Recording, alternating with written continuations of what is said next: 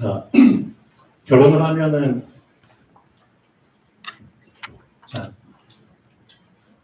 자식이 생기죠. 자, 임신을 하면은 요즘 시대에는 임신하면은 어디 먼저 가나요? 산부인과 먼저 가죠. 산부인과 가서 가장 확인하고 싶은 게 뭐죠? 네, 초음파 검사자 이렇게 문질러 보면서 뱃속에 조그만 이제 동그라미가 있죠. 이 안에 뭔가 꿈틀꿈틀 거리죠. 자, 근데 시간 지나면서 정기적으로 산부인과에 가서 초음파 검사를 하죠. 점점 아이의 윤곽이 보이죠. 그러면서 부모가 제일 확인하고 싶은 게 뭘까요? 이놈이 눈, 코, 입이 다 붙어 있나? 손가락 개수는 정상적으로 있나?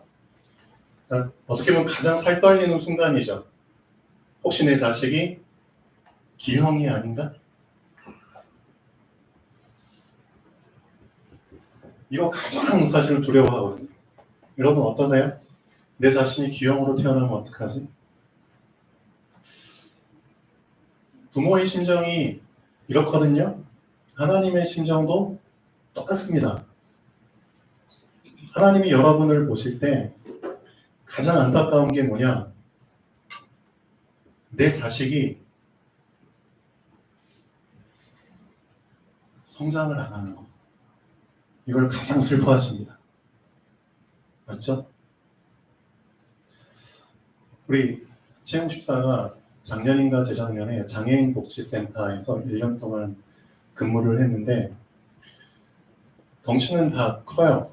나이도 막 20살, 30살, 40살. 근데 지적으로 성장이 멈췄어요. 그렇죠? 정신지체 알고 계시죠? 몸은 어른인데 지적 수준은 5살, 6살 수준이에요. 부모의 심정이 어떨까요? 찢어지겠죠. 하나님의 마음도 마찬가지입니다. 여러분, 여기 앉아있는 여러분이 실제로 여러분의 속사람이 성장을 안 해버리면 진짜 하나님 마음 찢어지게 만드는 거죠. 그래서 여기 앉아 계신 분들은 다른 거에 관심을 가지실 필요가 없습니다. 눈에 보이는 거 관심 가져봤자 그거 다 붙잡았다가 다 사라지는 안개와 같은 것들입니다. 그렇게 생각 안 하세요? 빈몸으로 왔으니까 빈몸으로 가는 거잖아요. 죽을 때 다 싸들고 가세요? 아니잖아요. 그렇죠? 여러분에게 영원히 남는 거는 여러분의 속사람 말고 없습니다. 영혼만이 남습니다. 그러니까 하나님은 여러분의 영혼이 어떤 상태? 건강한 상태로 있기를 원하십니다. 맞죠? 영혼이 건강해야죠. 그래서 사도 요한 분명히 얘기하고 있죠. 사랑하는 자여, 네 영혼이 잘됨 같이 네 영혼이 잘 되는 게 먼저야. 그리고 나서 네가 강건하고 건강하기를 내가 강구하노라. 맞아요, 틀려요. 순서 절대 어기시면 혼납니다. 맞죠? 하나님이 여러분을 진짜 사랑하십니다.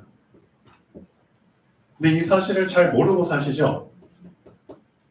그러니까 보이는 사랑만 자꾸 추구하고 붙잡고 보이는 사랑한테 좀 약간 섭섭함을 당하거나 아니면 좀 그냥 사랑이 식은 것 같은 느낌이 들면 인생 다 무너지는 것 같죠? 근데 진짜 하나님이 여러분 사랑하십니다. 보이는 사랑 수준이 아니라 이건 진짜. 그래서 시간 날 때마다 여호와께 가까이 나오라. 말씀과 좀 가까이 지내시면 좋겠습니다. 하나님의 말씀 여러분 손 닿는 곳에 항상 놓으시고요. 시간 날 때마다 말씀 속에 들어가십시오. 이 사랑을 가장 잘 표현해 준 성경이 제가 볼 때는 요한복음입니다.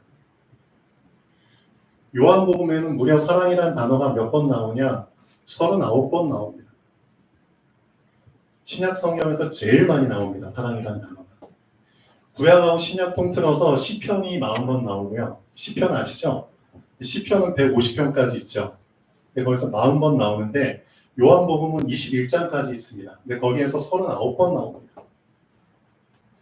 하나님이 얼마나 여러분을 사랑하시는지 진짜 요한복음 좀 시간 날 때마다 읽어보시고 한번 찾아보시면 좋겠습니다. 오늘 명절이니까 시간 많죠? 내일까지 명절이니까 한번 정독해서 한번 읽어보십시오. 시작부터 사랑입니다. 시작부터 사랑이에요. 요한복음 3장 16절 다 알고 계시죠? 하나님이 세상을 이처럼 사랑하사 독생자를 주셨으니 이는 저를 믿는 자마다 멸망치 않고 영생을 얻게 하려 하심이라. 시작부터 사랑이에요. 하나님이 이 세상을 여러분을 사랑하셨기 때문에 독생자를 주신 겁니다. 그렇죠? 그럼 그 사랑에 대한 화답으로 우리는 독생자를 당연히 믿어야겠죠. 맞죠? 사랑하셨기 때문에 주셨기 때문에 그 사랑을 내가 받는 것이 하나님을 사랑하는 겁니다. 맞죠? 독생자를 믿는 것이 하나님을 사랑하는 겁니다. 맞죠? 믿으십시오. 이분이 누구죠? 예수 그리스도잖아요. 그래서 예수님께서 요한복음 쭉 보면은 이렇게 말씀하십니다. 너희가 나를 사랑하면은 곧 나를 보내신 이를 사랑하는 거야. 맞죠? 하나님이 아들을 사랑하셔서 독생자를 사랑하셔서 아들을 사랑하셔서 사실은 세상에 보내신 겁니다. 하나님이 예수님을 얼마나 사랑하시는지 예수님이 직접 표현하셨어요. 성경에. 아버지께서 나를 사랑하셔. 그래서 너희가 나를 사랑하면 나 보내신 이를 사랑하는 거야. 이해되시죠?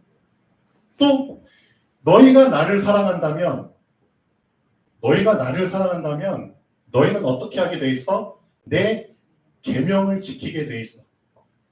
요한복음 14장 15절입니다. 너희가 나를 사랑하면 내 계명을 지키리라. 그리고 예수님 뭐라고 말씀하셨죠?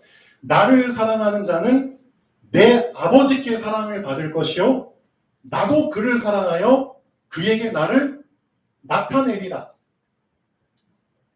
예수님이 나타나는 삶을 살 수 있는 겁니다. 그렇죠? 여호와께서 요셉과 함께 하심으로 요셉을 사랑하시기 때문에 요셉을 통해서 나타나신 거잖아요. 그렇죠? 여러분도 마찬가지입니다. 근데 실질적으로 내가 누구를 사랑하고 있죠? 세상을 사랑하잖아요. 솔직히 세상 사랑하잖아요. 그러니까 세상을 사랑하니까 세상의 말을 믿잖아요. 세상을 사랑하니까 세상의 말을 더 신뢰하잖아요. 근데 분명히 예수님 말씀하고 있거든요. 너희가 나를 사랑하면 나의 계명을 지키리라. 나의 말씀을 지키리라. 그렇죠?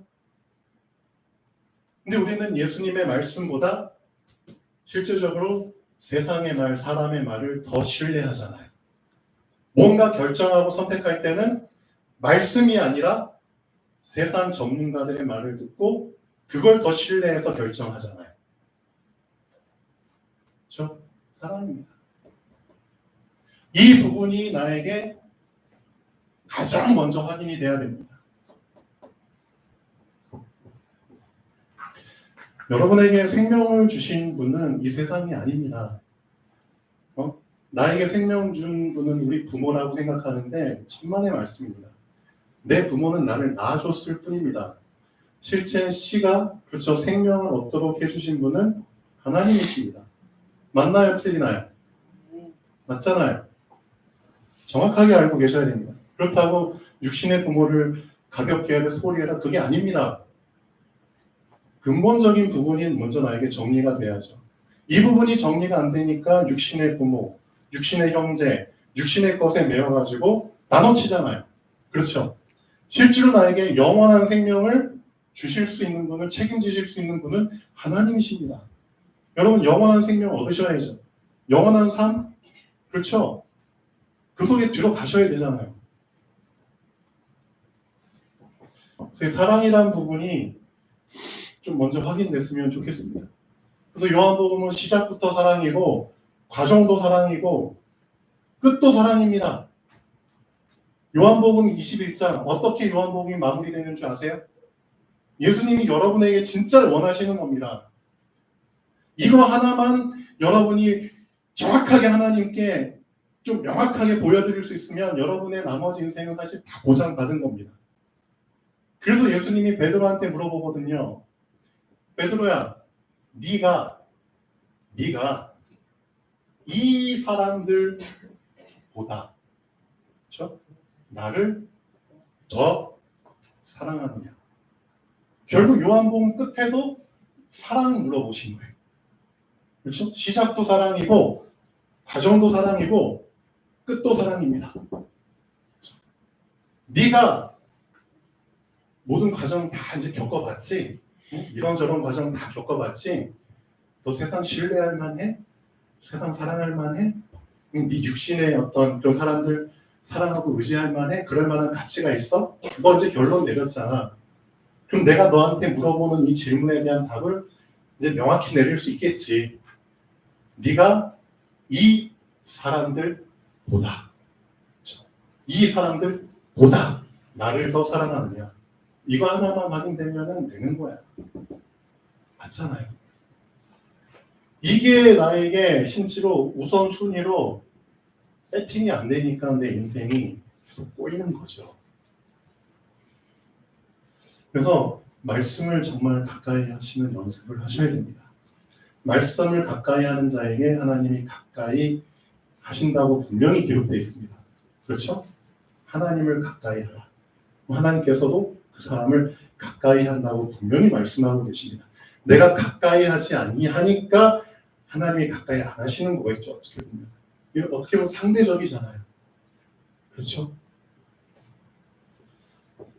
자, 얼마 전에 축구 있었죠. 여러분 축구, 우리나라 축구 진짜 좋아하잖아요. 여자분들도 많이 좋아하세요. 근데 정말 중요한 부분 오늘 하나라도 제대로 붙잡고 가셔야 됩니다. 얼마 전 지난주에 아시안컵 있었죠? 아시안컵. 아시아에 있는 국가들이 다 모여가지고 축구 경기를 해요. 근데 우리나라가 우승 후보거든요. 그래서 많은 매체들이 우리나라를 우승할 거라고 이제 많이 이제 확률적으로 많이 점찍었죠. 그래서 이제 클린스만 감독, 독일 축구 대표팀이었는데 클린스만 감독이 우리나라 국가대표팀을 이제 감독을 하면서 우리는 이기기 위해서 왔다. 뭐 그런 식으로 하고 이제 갔거든요, 카타르에. 근데 어떻게 됐나요? 우승했나요? 축구 관심이 없어요. 4강에서 어느 나라에 졌죠? 요르단에 졌죠. 몇 대 몇으로? 2대 0으로 졌어요. 근데 이거 아시안컵 축구 대회 들어갈 때 시작하기 전에 우리나라 월드 클래스 손흥민이라는 축구 선수가 있어요. 전 세계 탑, 우리나라 동양인인데도 불구하고 세계 유럽 아주 체격적으로 좋은 피지컬적으로도 쟁쟁한 나라들 많거든요. 근데 그 사람들 속에서 월드 클래스로 지금 영국에서 뛰고 있는 우리나라 한국 선수인데 엄청난 선수예요. 이 손흥민. 전 세계에서 축구 좋아하는 사람들은 다 그렇죠. 그러니까 이 손흥민이 어느 나라에 뜨잖아요. 아시아나 뭐 다른 국가에 뜨면은 공항에서 막 사인 받으려고 난리예요. 진짜 유명한 선수예요. 근데 손흥민이 있게 한 사람이 손흥민의 아빠거든요. 이 아빠가 이름이 손웅정이라는 분이에요. 근데 이분이 우리나라에서 축구 교실을 운영을 하고 있어요. 자기 사비를 들여가지고 어마어마한 축구 시설 갖춰가지고 거기서 축구 그 미래 세대들을 키우고 있어요. 근데 손웅정이라는 분이 이 아시안컵을 두고 소신 발언을 한 거예요. 어떻게 발언했느냐? 우리나라는 절대 여기 나서 우승하면 안 돼. 다른 사람들은 다 우승할 거 기대하고 있잖아요. 근데 이 사람은 정반대로 우리나라 축구 대표팀은 우승하면 안 돼. 아니 이게 왜 뚱땅지 같은 소리야? 근데 그 이유가 있는 거예요. 이유가 있는 거예요. 그 이유가 뭔지 여러분 알고 계시죠? 우리나라의 축구 시스템 이게 근본적으로 체질이 개선이 되지 않으면 근본적으로 시스템 자체가 완전히 잘못돼 있어. 이거 먼저 뜯어 고치지 않으면 우승해봤자 우승하면 이게 오히려 더 독이 돼. 맞잖아요. 우승해버리면은 진짜 근본적으로 뜯어 고쳐야 될 거를 안 고쳐. 맞죠? 우승해버리니까 거기에 취해가지고 정말 고쳐야 될 거를 안 고쳐버려요. 진짜 너희들이 축구를 사랑하고 축구에 대한 부분에 그렇죠? 마음이 가 있다면은 지금 당장 우승하는 게 중요한 게 아니야. 근본적인 개혁이 있어야 돼. 이거 얘기해. 이해되셨나요? 그 부분을 하나님께서 여러분에게 원하고 계시는 겁니다. 너 문제 생겼어? 예를 들면 이 축구 대표팀도 우승하기 위해서 갔잖아요. 그게 어떻게 보면 이 사람들에게 문제예요. 맞죠? 우승 못하면 문제잖아요. 우리 인생에 있어서도 여러분에게 문제, 사건 생겼죠. 어려운 상황 생겼죠. 어떤 사람은 경제 문제, 어떤 사람은 건강 문제, 어떤 사람은 가정 문제, 인간관계 문제, 여러 가지 문제가 생겼죠. 근데 진짜 여러분 근본을 붙잡고 한번 보십시오. 문제가 해결되지 않는 게 오히려 좋다는 겁니다. 여러분 어떻게 생각하세요? 문제가 해결되면 오히려 그게 더 큰 문제야. 실제 이런 부분을 우리는 우리 삶 속에서 전혀 적용을 못하고 있어요. 맞죠? 당장 문제가 생겼으니까 그걸 해결하는데 급급하죠. 근데 하나님께서는 우리가 그렇죠?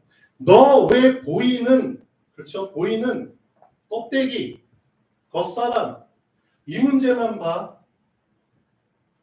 사실 하나님이 문제를 주실 때는 두 가지 문제를 같이 주십니다. 분명히 알고 계셔야 됩니다.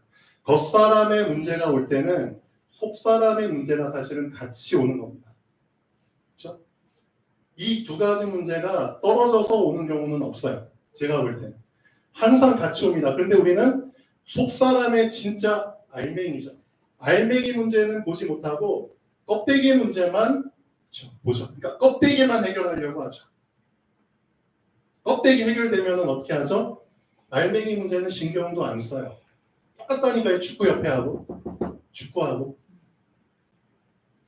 그러니까 이런 문제들을 통해서 우리 자신을 돌아보셔야 됩니다. 그래서 하나님께서 취하신 방법이 뭐죠? 우리는 문제 생기면 하나님께 기도하잖아요. 그럼 하나님은 그 기도에 대해서 응답을 안 주십니다. 무응답. 하나님이 응답 안 주시면 되게 막 절박하죠. 응? 되게 안절부절. 응? 빨리 해결돼야 되는데 하나님 응답이 없죠. 이 무응답이 응답입니다. 왜? 너 지금 이거 해결되는 게 중요한 게 아니야. 너 이 문제 해결하기 위해서 하나님께 별의별 미사여구 섞어가면서 하나님 이 문제 해결되면 제가 이렇게 하겠습니다. 저렇게 하겠습니다. 그러다가 해결되면 너 당장 말 바꿀 거잖아. 사람이라는 게 말 바꾸기의 달인이잖아요. 화장실 들어갈 때 나올 때 다르다는 거 다 알고 계시잖아요. 나도 그런 놈이라는 거 다 인정하시잖아요. 하나님도 다 알고 계시거든요. 그래서 근본적으로 그런 체질을 바꾸시기 위해서 아예 하나님께서는 응답을 안 주시는 겁니다. 그게 응답입니다. 여러분의 기존의 틀을 깨셔야 됩니다. 왜 육신의 겉사람의 문제가 해결돼야지 그게 응답입니까? 속사람의 더 중요한 알맹이 문제가 있는데 그렇죠. 그래서 그 눈을 열어주기 위해서 하나님이 응답을 안 주시는 겁니다. 그러면 그게 진짜 응답이라는 사실을 아셔야 되는 겁니다. 그렇죠? 나의 그 문제를 사건을 보는 기준이 눈이 그렇죠? 바뀌지 않는 이상 똑같습니다. 이 사람들 결국은 그렇죠? 이거 우승 못했으니까 또 우리나라 사람 체질이 그렇잖아요. 남 탓하잖아요. 감독 탓이야. 축구협회 탓이야. 선수 탓이야. 결국은 모든 책임을 남한테 또 돌리잖아요. 그런 근본적으로 안 좋은 것들을 다 뜯어 고치라고 하나님이 응답을 안 주시는 겁니다. 그래서 지금 대부분의 하나님 자녀의 시간표는 미안하지만 무응답을 응답으로 붙잡아야 되는 시간표입니다. 어쩔 수 없습니다. 여러분의 시간표는 어떠세요? 여러분에게 지금 뭔가 인생에 답답한 뭔가가 있습니까? 빨리 해결되기 원하지만 그게 자꾸 지체되면서 해결이 안 되는, 앞이 안 보이는 그런 상황들이 여러분의 인생에 있습니까? 그거 잘 보셔야 됩니다. 하나님이 이걸 통해서 진짜 나의 알맹이 문제를 보기를 원하십니다. 진짜 내가 지금까지 방치하고 보지 못했던 정말 나의 근본적인 부분을 붙잡기를 원하십니다. 근본 문제가 해결되지 않은 상태에서 껍데기 문제가 해결된 분들 소용없는 겁니다. 그렇죠? 결국 사람들이 바벨탑 지어가잖아요. 계속 지어가요. 근데 결국은 다 무너지거든요. 근데 몇 층까지 쌓다가 무너지냐 그 차이지 결국은 다 무너집니다. 그러니까 빨리 무너질수록 좋은 겁니다. 그래서 아까 렘넌트 예배 때 말씀드렸죠. 여러분들 누가복음 2장 25절에서 35절까지 정말 여러분 정독해서 보셔야 됩니다. 그래서 무슨 내용이 나오냐 아까 렘넌트 예배 때 말씀드렸는데 핵심은 그겁니다. 시므온이라는 하나님을 경건히 믿는 자가 성령의 은혜를 받아서 예수님이 태어나는 것을, 예수님 실제 구원자를 네가 보고 죽을 거야. 그때까지는 너 안 죽어. 그러니까 실제로 시므온이 성전에서 아기 예수를 안아보고 그 다음에 이제 죽었거든요. 어떻게 보면 하나님의 은혜죠. 그러니까 하나님께 사랑을 받았기 때문에 야, 너 죽기 전에 메시아를 만나볼 거야. 그때까지 너 안 죽어. 그래서 진짜로 만난 거예요. 그리고 나서 시므온이 성령의 감동을 받아서 예수의 엄마 마리아한테 뭐라고 얘기하느냐, 세 가지 얘기하잖아요. 이 부분을 여러분들은 나의 말씀으로, 나의 메시지로 들어야 됩니다. 자, 누가복음 2장 25절부터 35절까지. 자, 누가복음 2장 자, 쭉 보면은 34절하고 35절만 보겠습니다. 34절하고 35절. 왜? 이게 진짜 왜 하나님이 나에게 무응답의 시간표를 주시느냐, 그 이유가 여기에 나오거든요. 그리고 여러분은 왜 무응답을 응답으로 붙잡아야 되느냐, 그 이유가 여기 나오거든요. 실제 예수님이 여러분 안에서 실질적으로 하시는 일이 이것 때문이거든요.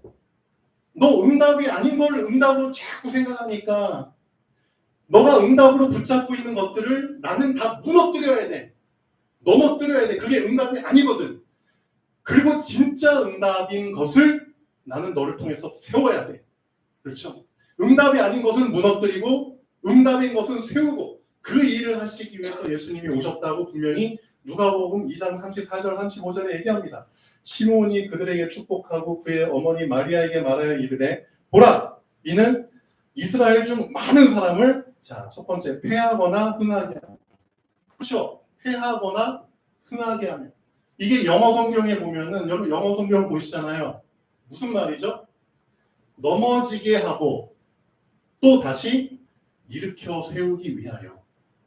그 뜻이에요. 패하거나 흥하고. 그러니까 그 사람을 넘어지게 하기 위해서.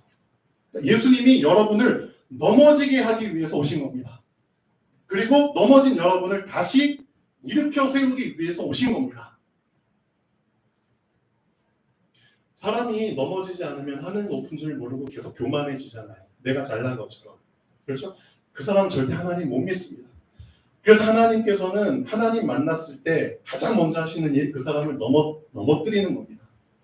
넘어뜨려서 네가 누구인지를 알게 하는 겁니다. 네가 잘못 붙잡고 살아왔던 거. 그렇죠? 네가 잘못 보고 잘못 기준을 붙잡고 의지해왔던 것들을 다 넘어뜨리는 겁니다. 그렇죠? 네가 응답이라고 생각해왔던 거. 그렇죠? 그 응답 아닌데. 그래서 넘어지게 하기 위해서 응답을 안 하시는 겁니다. 진짜 이해하셔야 됩니다. 그래서 무응답이 진짜 어떻게 보면 나에게 응답이라는 것을 정말 깨달으셔야 되는 시간표가 이 시간표입니다. 여러분, 무응답이 아닙니다. 진짜는 응답입니다. 진짜는. 그렇죠?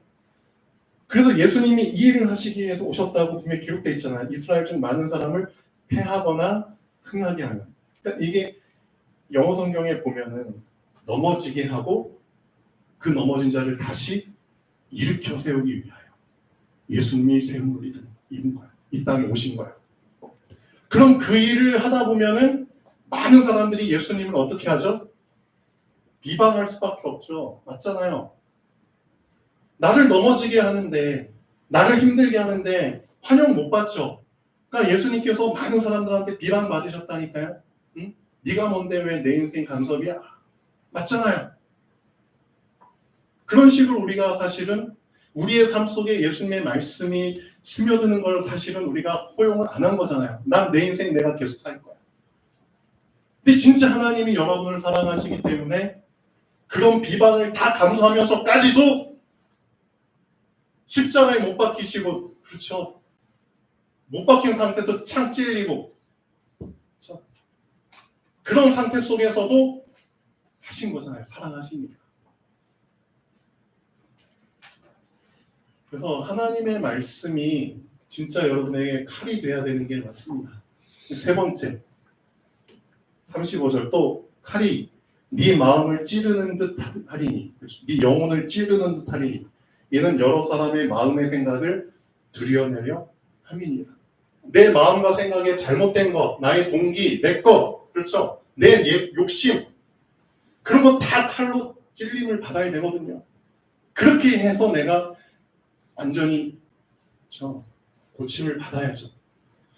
이 일을 하시기 위해서 오신 거야 라고 시므온이 마리아한테 얘기를 하고 있습니다. 실제 예수님이 이 일을 하셨거든요. 그렇죠? 그래서 여러분은 제대로 신앙생활을 하려면 진짜 여호와께 가까이 나아가려고 하신다면은 무너뜨릴 거는 무너뜨리셔야 됩니다. 그렇죠? 여러분 안에 넘어뜨려야 될 건 진짜 난 넘어뜨리셔야 됩니다. 넘어뜨려야 할 게 셀 수 없이 많죠. 그렇죠? 내 동기 넘어뜨려야 되죠. 왜? 하나님의 동기 붙잡아야 되니까. 그렇죠? 내 것 무너뜨려야죠. 왜? 하나님의 것 붙잡고 서야 되니까. 그렇죠? 많죠. 이런 거 하다 보니까 내 인생이 무거워지잖아요. 응? 무거운 거 넘어뜨려야죠. 왜 인생 무겁게 살아요? 왜 인생 어렵게 살아요? 그렇죠? 마태복음 11장 28절 내용이잖아요. 수고하고 무거운 짐진 자들. 왜 이렇게 살아요? 이거 넘어뜨리셔야죠. 그렇죠? 무거운 거 넘어뜨리고 가벼운 걸로 세움을 받아야죠.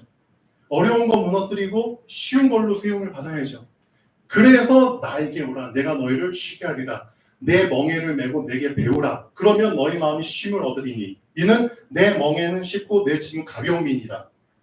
이거거든요. 맞잖아요. 그래서 넘어뜨릴 것은 넘어져야 돼. 그 시간표가 무응답의 시간표야. 무응답을 무응답이라고 생각하지 마. 실제로 너 안에 있는 진짜 알맹이 문제를 해결해야 되니까 껍데기에 대한 부분은 응답을 안 주시는 거야. 왜? 너 껍데기 문제 해결받으면 알맹이 문제 나몰라라 하고 또 지나쳐버릴 거잖아. 그러니까 아예 하나님이 너를 올스톱 시키셔서 진짜 너에게 있는 문제가 뭔지를 알려주기 위해서요. 여러분 돈 문제가 오죠? 왜 돈 문제가 왔는 줄 아세요? 돈 문제가 올 수밖에 없게끔 이미 내 안에 내 자신이 그렇게 세팅이 돼버렸거든요. 맞잖아요. 그거를 뜯어 고쳐야 되는 겁니다. 지금 나에게 오는 돈 문제만 급전 해결하고 한다고 그게 영원히 없어집니까? 또 생기거든요. 또 생겨요. 그렇죠? 반복합니다. 이 반복되는 저주의 사슬을 끊어버리기 위해서 근본 문제 해결하라고 하나님이 응답을 안 주시는 겁니다. 그렇죠? 그래서 사무엘상 1장에 보시면은 대표적 인물 나오잖아요. 사무엘의 엄마 한나에게 자식이 없었죠. 자식 계속 달라고 하는데 없었죠. 왜 하나님 저에게 응답을 안 주십니까? 울고불고 난리 나고 그냥 원망했잖아요. 그러다가 한나가 붙잡은 거잖아요. 아, 진짜 근본적인 하나님이 원하시는 것을 내가 붙잡지 못했구나. 하나님은 나를 통해서 애 한 명 더 낳기를 그거 아무 소용 없는 거야. 진짜 하나님께서 원하시는 건 뭐죠? 이 세상에 하나님을 위해서, 그렇죠? 하나님의 말씀을 대변하고, 그렇죠? 하나님이 원하시는 삶을, 그렇죠? 딱 모델적으로 보여줄 수 있는 그 한 사람이 필요한 거야. 그런 사람을 나시린이라고 부르잖아요. 지금 그런데 이 세상에 나시린이 없잖아요. 그래서 한나가 무응답 속에서 응답을 붙잡은 겁니다. 하나님 나에게 응답을 안 주신 이유가 여기 있었구나. 진짜 하나님이 원하시는 한 사람을 하나님은 나에게 주시기를 원하시는데 내가 그걸 모르고 그냥 무조건 애만 달라고 했으니까 안 주신 거예요. 이걸 무조건 경제 문제 해결해 주세요. 무조건 건강 문제 해결해 주세요. 그게 아니라는 거잖아요. 그 눈을 여셔야 되는 겁니다. 그래서 하나님, 만약 저에게 나시린, 그렇죠? 애를 주시면 이 아이를 나시린으로 하나님께 드리겠습니다. 그 기도를 하고 나서 비로소 하나님이 두 번째 시간표를 주시죠. 한나에게 응답이 되는 시간표를 주시는 겁니다. 그러니까 여러분이 진짜 성장에 대한 부분 아까 말씀했잖아요. 여러분이 진짜 성장하는 게 맞다면은 응답에 대한 개념이 달라지는 겁니다. 성장이 멈춘 사람은, 성장하지 않는 사람은 아직 무응답을 응답으로 붙잡아야 되는 시간표가 맞고요. 근데 진짜 이 속에서 성장을 하는 사람은 이제 응답으로 오는 시간표를 맞이하게 됩니다. 실제 하나님이 한나에게 사무엘을 주셨거든요. 응답으로 와요. 근데 다음 시간표가 기다리고 있거든요. 어떤 응답이죠? 근데 이제는 응답이 아닌 시간표가 오는 거예요. 왜? 사무엘 젖될 때 다시 보냈거든요. 하나님께 바쳤거든요. 그렇죠? 젖되기 전까지만 응답으로 어떻게 보면 나랑 같이 있었고 젖되고 나니까 사무엘 성전에 바쳤어요. 이게 어떻게 가능하죠? 분명히 이때도 한나가 우리 잘하는 것처럼 말 바꾸기 식으로 해가지고 하나님 제가 같이 있다 보니까 얘랑 더 같이 있고 싶어요. 조금 더 연장하고 싶어요. 젖되고 나서 이놈이 아직은 10살 될 때까지 제가 좀 보류할 분명히 말 바꾸기 할 수 있거든요. 근데 이게 한나에게는 어떻게 가능했냐?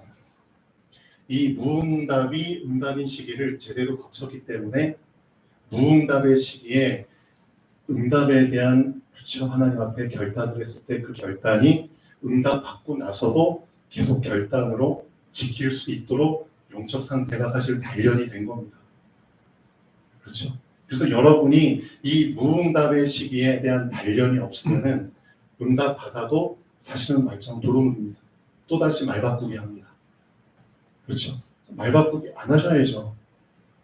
그래서 응답이 아닌 시간표 오게 됩니다. 다시 보내죠. 근데 네 번째 어떤 시간표가 오죠? 진짜 응답 위에 응답의 시간표가 오게 됩니다. 내가 생각했던 그 이상의 어마어마한 응답의 시간표가 한나에게 왔다니까요. 사무엘이 어떤 사람이 됐죠? 이스라엘을 다스리는 사람이 됐잖아요. 외적으로부터 이스라엘을 보호하는 사람이 됐잖아요. 한 나라를 완전히 지키는 그런 만대가 됐잖아요. 파수꾼이 됐잖아요. 응답 외에 응답의 시간표입니다. 그러니까 여러분이 진짜 성장을 하게 되면은 응답에 대한 개념 자체가 달라지게 됩니다. 여러분은 무엇을 지금 응답으로 생각하고 계십니까? 진짜 손흥정이라는 분이 소신 발언했잖아요. 아마 비판하는 사람 되게 많았을 거예요. 그럼에도 불구하고 소신 발언을 한 이유는 뭐죠? 보이지 않는 그 근본적인 정말 해결해야 될 걸 봤기 때문이잖아요. 그러니까 여러분이 진짜 이 세상 살면서 하나님의 사람으로 쓰임 받으려면은 기준 자체가 달라져야 됩니다. 여러분은 보이지 않는 속사람을 고치는 영적 의사잖아요. 그게 진짜 하나님 자녀의 삶이잖아요. 그렇죠? 예수님께서 그 일을 위해서 오셨고 그 미션을 여러분에게 그대로 전달해 주셨잖아요. 보이지 않는 포로된 자에게 자유를, 보이지 않는 눈먼 자에게 다시 보게 함을, 보이지 않는 눌린 자에게 자유를 해방을 주기 위해서 내가 왔고 그 일을 완성했고 너희에게 다시 맡겼어. 그럼 너희가 할 일은 이거잖아. 그렇다면 보이지 않는 것이 너희에게 기준이 돼야 되잖아. 보이지 않는 문제 해결이 너희들에게 먼저가 돼야 되잖아. 그러려면 보이는 문제는 뒤로 제껴놓는 게 맞거든요. 그걸 위해서 무응답이 응답의 시간표가 있는 거야. 무조건 문제 해결 받으려고 하지 마. 정말 그 안에 감춰진 보이지 않는 문제를 먼저 해결해. 네 체질을 먼저 바꿔야 돼. 그렇죠? 네 영적인 그 잘못 각인된 것들을 먼저 뽑아야 돼. 그렇죠? 그거 해결하기 위해서 하나님이 막으시는 거야. 이 부분을 진짜 이해하셔야 됩니다. 그렇죠? 그래서 오늘 말씀도 사실은 마찬가지입니다. 또 이스라엘 백성이 하나님 원망하죠. 분명히 하나님 말씀하십니다. 너 물이 없어? 먹을 게 없어? 하나님이 너희의 원망하심을 들었노라 라고 모세가 얘기하죠. 우리는 이런 수준 때문에 원망합니다. 맞죠? 보이는 문제 수준 때문에 원망하죠. 근데 하나님이 그걸 아시기 때문에 너희들한테 뭐가 필요해? 그래서 광야가 필요한 거예요. 괜히 하나님이 광야에 너희들을 끌고 들어간 게 아니야. 너희의 근본적인 문제가 뭔지를 보여주기 위해서 그래서 하나님이 광야로 너희들을 끌고 들어가신 거예요. 여기서 너희들은 진짜 실제적으로 치유를 받아야 돼. 그렇죠? 광야 생활의 목적은 치유입니다. 그렇죠? 치유 없이는 그렇죠? 가나안 땅 정복 없습니다. 어떻게 병든 자가 정복을 해요? 맞죠? 건강해야지 정복하잖아요. 그러니까 광야에서 치유받고 건강한 상태로 회복되는 게 목적입니다. 그래서 하나님이 40년 동안이나 굴리신 겁니다. 우리도 똑같습니다. 그래서 하나님이 너희의 원망을 들었어. 자, 결론 보시죠. 과거에 대한 답이 여러분에게 내려지셨나요? 과거에 대한 답이 안 내려지니까 현재에 대한 답을 못 내리죠. 어떻게 생각하세요? 과거가 정복이 안 됐는데 어떻게 현재를 정복해요? 맞죠? 근데 이스라엘 백성이 애굽에서 나왔는데 애굽에 대한 답이 안 난 거예요. 애굽을 정복하지 않고 나온 거예요. 그렇죠? 하나님께서 애굽에서 하나님의 능력으로 10가지 재앙을 보여주면서까지 그렇죠? 내가 확실히 애굽을 정복시켰어. 거기에 대한 답을 안 내리고 이스라엘 자손이 나온 거예요. 그러니까 이런 하찮은 물이 없고 먹을 게 없는 것 때문에 흔들리잖아요. 하나님이 이거 하나 해결 못 해주시겠어요? 지금까지 보도 듣도 못한 10가지 재앙으로 애국을 초토화시킨 분인데 그까지 물 문제, 먹는 거 해결 못 해주시겠어요? 근데 과거에 하나님이 어떻게 애국을 정복했는지를 거기에 대한 답이 안 나온 거잖아요. 그렇죠? 결론이 안 난 상태에서 광야에 들어와 버리니까 광야의 현재 문제에 직면해서 현재 문제도 정복을 못하게 버리는 거죠. 그러니까 실제로 여러분이 지금 빨리 하셔야 될 건 과거에 대한 부분입니다. 하나님이 날 구원하셨어. 그럼 내 과거 문제는 이미 끝난 겁니다. 과거에 매이지 마세요. 이미 끝난 겁니다. 과거로 돌아가지 마세요. 그것만큼 어리석은 게 없습니다. 과거에 잘났던 얘기들 하지 마세요. 과거에 상처받은 것들 하지 마세요. 뭐하러 합니까? 거기에 잡혀서 현재 지금 다 놓치고 있잖아요. 그거 치유받으라고 하나님이 지금 내 근본 뜯어 고치려고 지금 무응답하시는 거겠죠. 어떻게 보면. 그래서 결론 보시면 과거에 대한 답이 내려졌을 때 진짜 답이 내려졌을 때 비로소 현재에 대한 답을 내릴 수 있는 겁니다. 여호와께서 나를 애국 땅에서 건져내셨음에 대한 답이 내려졌을 때 나 진짜 구원받았구나. 나 진짜 신분 바뀌었구나. 그렇죠? 여호와께서 지금 현재에도 나를 건져내시고 인도하심에 대한 답을 내릴 수 있게 되는 겁니다. 과거를 정복하지 못하고 있기 때문에 현재를 정복하지 못하는 것입니다. 과거의 상처와 올무에서 빠져나오지 못하고 있기 때문에 현재에도 계속 상처와 올무에 잡혀 있는 것입니다. 그렇죠? 먹을 만큼만 거두지 못하는 이유.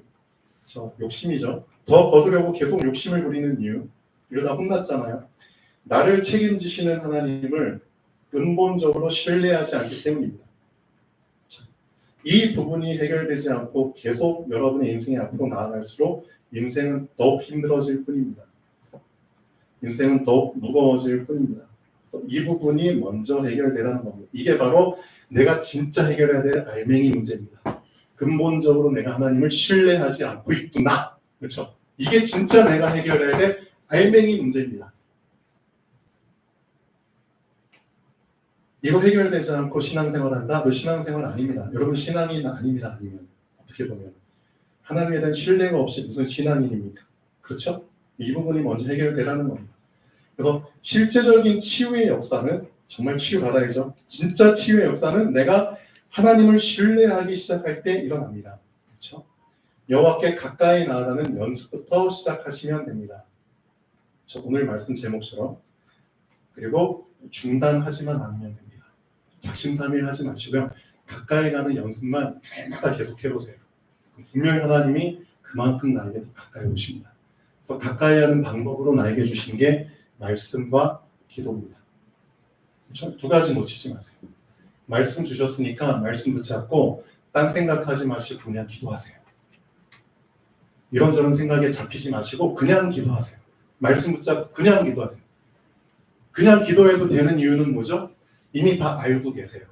너희 천부께서 너에게 필요한 모든 거 이미 다 알고 계셔. 맞죠? 알고 계시기 때문에 내가 굳이 그거 하나님 저 이런 문제 생겼어요. 저런 문제 생겼어요. 저 이렇게 해야 돼요. 굳이 그거 안 해도 됩니다. 그럼 모르는 사람한테 하는 얘기지. 이미 알고 계시기 때문에 진짜 그걸 신뢰한다면 그냥 말씀 붙잡고 기도하시고 그렇게 됐을 때 나의 영적 상태를 지킬 수 있는 겁니다. 이게 핵심입니다. 여러분의 영적 상태만 말씀 속에서 기도하는 상태로 유지만 할 수 있으면 그 사람은 그 어느 누구도 못 건드립니다. 절대 안 무너집니다. 이 영적 상태를 말씀과 기도 속에서는 지키는 것에만 그렇죠? 우선순위 두시면 됩니다. 그럼 하나님이 알아서 하십니다. 그렇죠? 이걸 안 하셔서 그래요. 가장 핵심적인 거 말씀과 기도를 안 하셔서 그렇습니다. 두 가지만 하시면 됩니다. 자, 기도하겠습니다. 창조주 하나님 정말 감사드립니다. 말씀과 기도 속에서 하나님이 나를 얼마나 사랑하시는지 이미 하나님이 나를 책임지고 영원한 것까지도 책임지심을